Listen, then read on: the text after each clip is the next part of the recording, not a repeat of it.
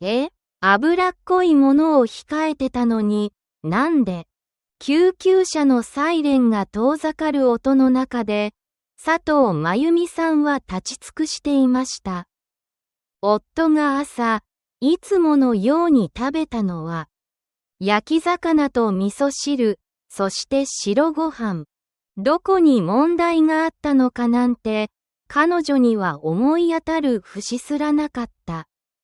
でも、医師ははっきりと言いました。塩分の摂りすぎが、高血圧を引き起こしていた可能性があります。真由美さんは思いました。油じゃないの？塩？本当に？その瞬間彼女の常識は音を立てて崩れ始めたのです。その日、佐藤真由美さんはいつもの朝を過ごしていました。夫と並んで食卓に着き、炊きたてのご飯と焼き魚、そして自慢の味噌汁。今日はちょっと薄味にしてみたのよ。そう笑いながら差し出す碗を、夫はありがとうと受け取り、一口すすった。ほんの1時間半後、リビングから椅子が倒れる音とうめき声が聞こえました。駆け寄った真由美さんの目の前には、左半身を動かせず、言葉を失った夫の姿。その日を境に彼の生活は一変しました。そして真由美さんの心には、ある一言が深く残りました。油ではなく、塩が血管を痛めていた可能性が高いです。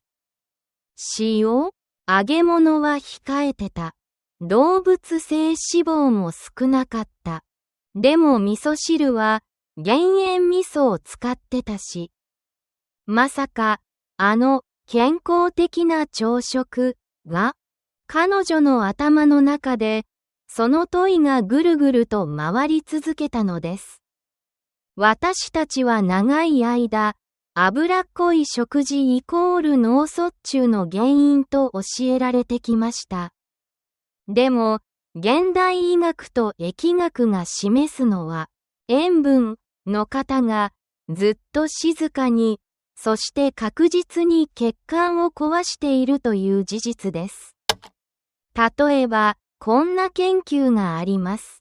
日本高血圧学会が言った20年に及ぶ追跡調査では、1日あたりの塩分摂取が9グラムを超える人は、6グラム未満の人に比べて、脳卒中のリスクが 1.6 倍高いという結果が出ています。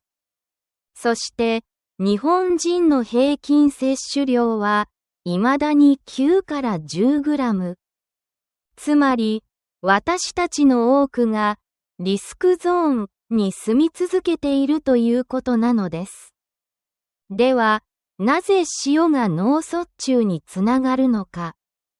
その第一歩は血圧の上昇です。塩に含まれるナトリウムは体内の水分バランスを調整する重要な物質。でも、それが過剰になると、血液中の水分が増え、血管の内圧が高まり、血管壁に強い負担がかかります。その結果、血管はゆっくりと、しかし確実に摩耗し、やがて、プツッと破れる。脳の血管は特に繊細です。わずか直径 0.1 ミリ以下の毛細血管が、無数に張り巡らされている場所。そこに圧力が加わり続けると、ある日、突然、何の前触れもなく出血が起きます。これが、脳出血型脳卒中です。しかも、ここにもう一つの罠があります。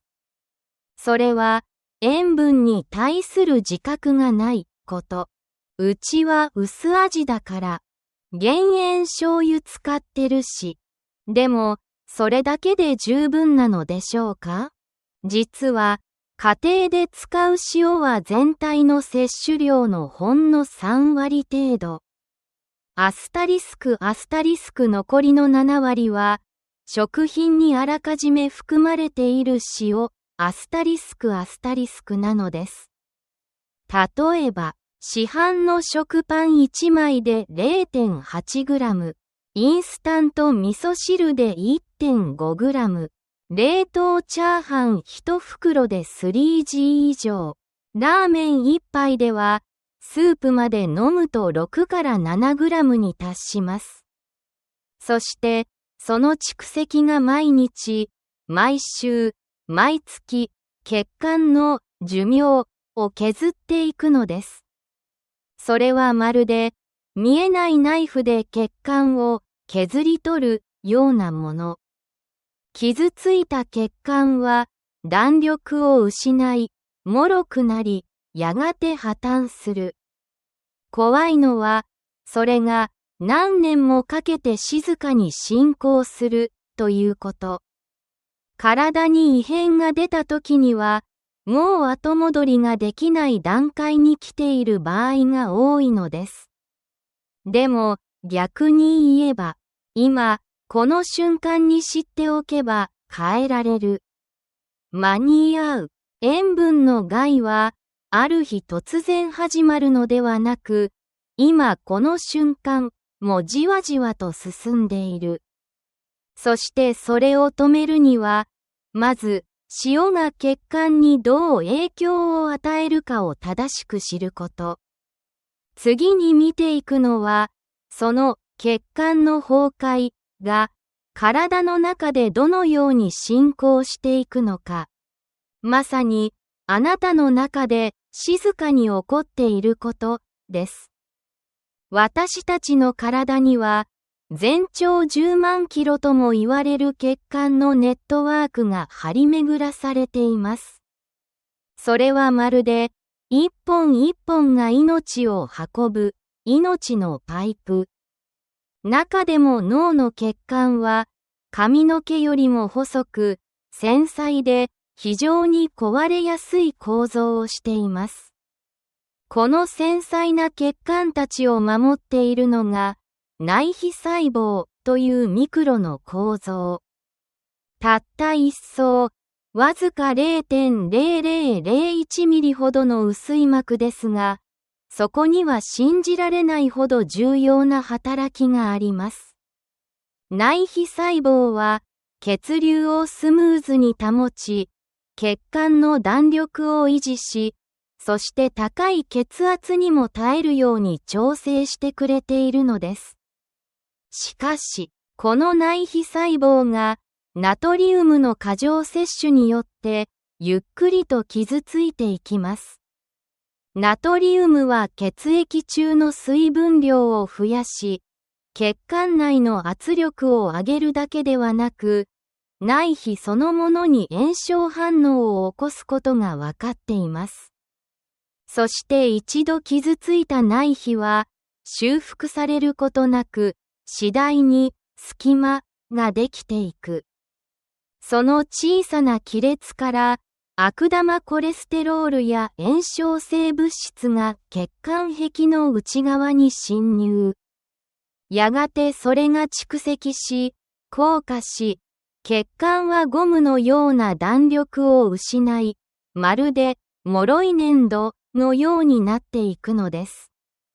これは動脈硬化の始まり。そしてそれが最終的に破裂すれば、脳出血、何も感じないまま、何の前触れもなく、ある朝突然、命が変わる。それが、塩とナトリウムの静かな侵略なのです。しかも、血管を守るために重要なもう一つの臓器腎臓にも、ナトリウムは大きな負荷を与えます。腎臓は体内の余分な塩分を排出する役割を担っていますが、過剰なナトリウムが入り続けると、その処理能力を超えてしまい、結果として体内にナトリウムが残り続ける。すると、血圧はさらに上昇。腎機能も劣化。そして、腎臓と血管が互いに悪影響を与え合う悪循環に陥るのです。この見えない連鎖は、ある日突然症状として現れます。めまい、手足のしびれ、頭痛、息切れ。でも、ほとんどの人がそれを年齢のせいと見過ごしてしまう。だからこそ、気づいた時にはすでに手遅れになっているケースが少なくありません。けれど、ここで希望を失う必要はありません。私たちは自分の血管を守り直すことができるのです。内皮細胞の炎症は生活習慣によって再生を促すことができると近年の研究は明確に語っています。塩を減らし、カリウムを意識し、血管に優しい生活を選ぶことで、再び血流は滑らかになり、破裂のリスクを減らすことができる。しかしそのためには、まず敵の姿をはっきりと見つめなければなりません。次に私たちが見ていくのは、この敵つまり塩がどこにどのように潜んでいるのか。実はあなたの目の前の安心していた食卓にこそその罠が潜んでいるのです。私は塩なんてあまり使っていないから大丈夫ですよ。そう言って笑う人は実に多いものです。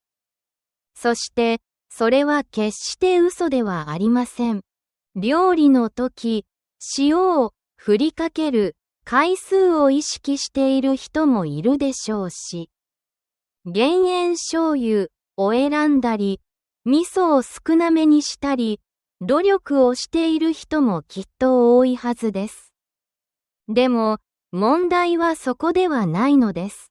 実は、私たちが日常的に摂取している塩分のうち、自分で加える塩は、たった全体の3割にも満たないという事実をご存知でしょうか？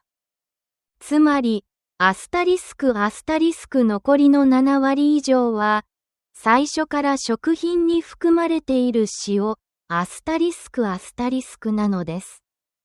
しかも、厄介なのは、それがあまりしょっぱくないということ。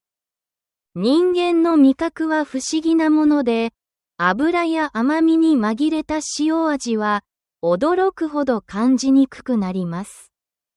だからこそ、知らず知らずのうちに塩を飲み込んでしまっているのです。例えば、こんな食品があります。コンビニのおにぎり1個、約 1.5 グラム。インスタント味噌汁1杯、約2グラム。カップラーメン1杯、スープまで飲めば6から 7G。ハムやベーコン、漬物などの加工食品、1食で2から 3G は当たり前。さらに、市販の減塩醤油でも 100ml 中 10g 以上の塩分が含まれるものも珍しくありません。つまり、減塩と書かれていても、それは通常のものと比べて少ないというだけであり、決して体にとって十分に安全なレベルとは限らないのです。加えて、外食にはもっと大きな落とし穴があります。家庭では薄味にしている人でも、外食となると、味付けの濃い丼物、スープにコクを求めるラーメン、調味料たっぷりのファミレスのセットメニュー、そういったものを週に何度か口にしているだけで、あっという間に1日 10g、12g、時には 15g に届いてしまうのです。そのすべてがあなたの血管を確実に削っていく。目に見えないだけで、塩は毎日あなたの体の中で静かに仕事をしているのです。しかも、この塩の罠は一度はまるとなかなか抜け出せません。なぜなら舌が塩味の快感に慣れてしまうから。人間の味覚は強い味に触れ続けると、その強さを普通と感じるようになります。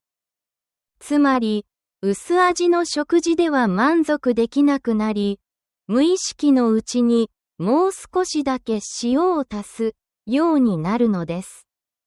これはまるで味覚の依存症。しかもそれが習慣化し、10年、20年と積み重なっていく。体重には現れないかもしれない。血液検査もすぐには異常が出ないかもしれない。でも血管の中だけは確実に蝕まれていく。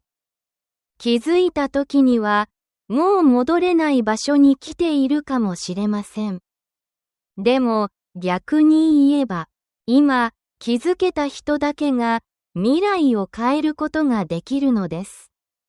その鍵を握っているのが塩に対する日本人特有の体質。実は私たちは他の国の人々よりも塩に対してある意味弱いのです。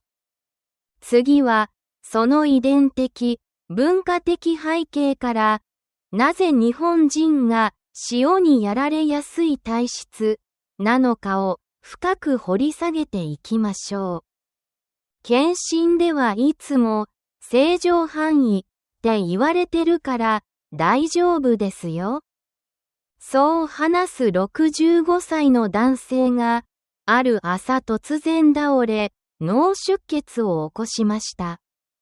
血圧の記録は確かに上が130台、下が80台。薬も飲んでいなかったし、自覚症状も全くなかった。それなのに、なぜ？答えは、日本人特有の体質にあります。実は、日本人は世界的に見てもアスタリスク塩に弱い民族、アスタリスクと言われています。その背景にあるのがナトリウム感受性高血圧という遺伝的な傾向です。これは塩分を摂取した時に血圧が上がりやすい体質のこと。同じ量の塩をとっても欧米人に比べて日本人は2から3倍も血圧が反応しやすいという研究結果があります。特に腎臓でのナトリウムの排出が苦手な体質を持っている人が多く、体内に余分な塩がとどまりやすいため、常に見えない圧に血管がさらされ続けているのです。加えて、日本の伝統的な食文化もまた、この体質に拍車をかけています。味噌、醤油、漬物、干物、佃煮、これらはいずれも塩で保存するという文化から生まれたもの。そして私たちは、それを家庭の味として受け継いできました。だからこそ、毎日の食卓にある塩味に対する警戒心が、欧米人よりも薄くなってしまいやすいのです。昔から食べてるんだから大丈夫。でもその昔には今ほど塩を大量に含んだ加工食品も外食産業もコンビニもありませんでした。さらに深刻なのは隠れ高血圧の存在です。これは病院では正常と判断されても実際には高血圧状態が日常的に起きているというもの。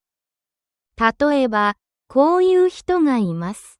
病院では緊張して逆に血圧が下がる。朝起きた時だけ血圧が急上昇している。モーニングサージ。ストレス時や食後だけ高くなる。間欠型高血圧。これらは一見、健康な人として見過ごされがちですが、脳卒中のリスクは通常の高血圧とほぼ同等か、それ以上とも言われています。つまり、私は大丈夫という安心感が最も危険なのです。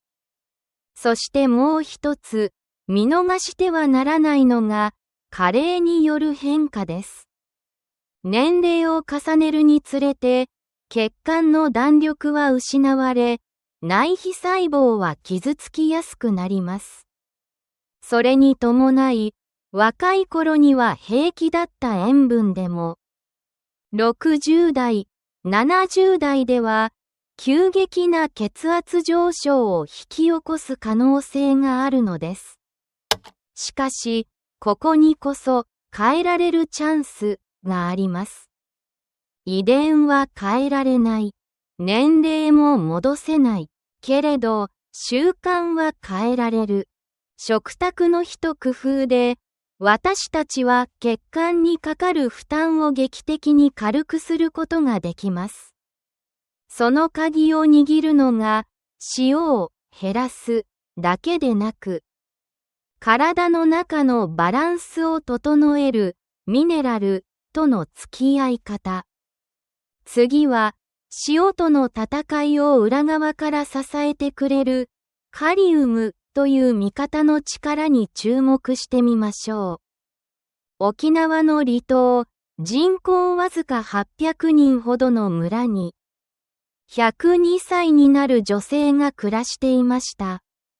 彼女は毎朝5時に起きて畑に行き、昼には自家製の野菜たっぷりの汁物と玄米を食べ、午後には近所の子供と一緒に散歩をする。その穏やかな生活には、ある一つの共通点がありました。塩が驚くほど少ないのです。この島では、昔からアスタリスク塩は薬、アスタリスクという考え方がありました。つまり、必要な時だけ使うもの。保存食以外で大量に使うことはせず、素材の味を生かす料理法が当たり前だったのです。実際、沖縄県の長寿地域では、平均のナトリウム摂取量が他県よりも2倍以上低いというデータがあります。そして、もう一つの共通点は野菜、海藻、芋類といったカリウムが豊富な食材を日常的に摂っていること。カリウムは体内の余分なナトリウムを尿として排出する働きがあります。つまり、カリウムをしっかり摂ることが塩分の害を中和し、血圧を整える盾になるのです。興味深いのは、100歳以上の高齢者にインタビューした際、彼らの多くが口にしていたのは、薄味になれたら、そっちの方が美味しく感じるよ、という言葉。人の舌は、塩を忘れることができる。そして一度、素材本来の甘みや香りに敏感になると、もう戻れないほど自然な味の魅力に気づけるのです。では、どうすれば私たちもそのような習慣を手にできるのか？実は少しの工夫と知識だけで、毎日の食事を血管を守るレシピに変えることができます。例えば、出汁の旨味を生かすことで、塩を減らしても物足りなさを、レモンやスパイスを使って塩以外の風味で満足感を得る。減塩商品を選ぶだけでなく、そもそも加工品を減らすという根本的な視点を持つ。そして何より大切なのは、味覚は変えられるという事実を知ることです。脳と舌は、わずか2から3週間の減塩生活で確実に変化を始めることがわかっています。薄味でも美味しいと感じるようになり、そしてその瞬間から血管の未来が変わり始める。長生きしている人たちは特別な薬を使っているわけでも、奇跡的な体質を持っているわけでもありません。ただ、塩に対する知恵を持っているだけ。それは今からでも誰にでも身につけることができる力です。では、実際に今日から何をどう変えていけばいいのか？最終章では、アスタリスク減塩を無理なく続ける具体的なステップ、アスタリスクをあなたと一緒に考えていきましょう。もう少し早く気づいていれば、そう悔やむ声を私たちはこれまでに何度も聞いてきました。けれど、今日、あなたは知ったのです。塩が、血圧が、血管が、そしてあなたの未来にどう関わっているのかを。だから、ここからが本当のスタートです。まず最初にできること、それは、自分の塩分の感覚をリセットすること。今日の食事で、まずは一品だけ、塩を半分に減らしてみてください。物足りなさを感じたら、出汁を強くしてみたり、レモンを絞ったり、香味野菜を足してみてください。味覚は驚くほど素直で、たった2週間の減塩習慣で、新しい美味しさの基準を作ってくれます。次に隠れ塩分の可視化です。買い物をするとき、ぜひ一度、食品の裏側、ナトリウム量、食塩相当量を見てみてください。そこに書かれている数字こそが、あなたの血管に毎日かかる圧力の正体です。そして一番大切なのは、完璧を目指さないこと。今日すべてを変える必要はありません。でも、一口だけでも変えることはできる。それは、未来のあなたの言葉や、歩く力、笑顔の回数を守ることにつながります。あなたは選べます。知らなかったまま、何も変えない日常を続けるのか。それとも、少しずつでも血管と脳を守る選択を始めるのか。選ぶのはあなた自身です。でも私たちは信じています。今ここで知った気づきがきっとあなたの人生を変える力になるということを。そしてこれは終わりではありません。減塩は健康の入り口に過ぎません。体の中にはまだまだ見えないスイッチが眠っています。あなたの長寿と元気を支えるもう一つの鍵。炎症や酸化との向き合い方もまた驚くべき真実を秘めているのです。もしあなたがその続きを知りたいと感じたなら、ぜひ次の動画で一緒に探っていきましょう。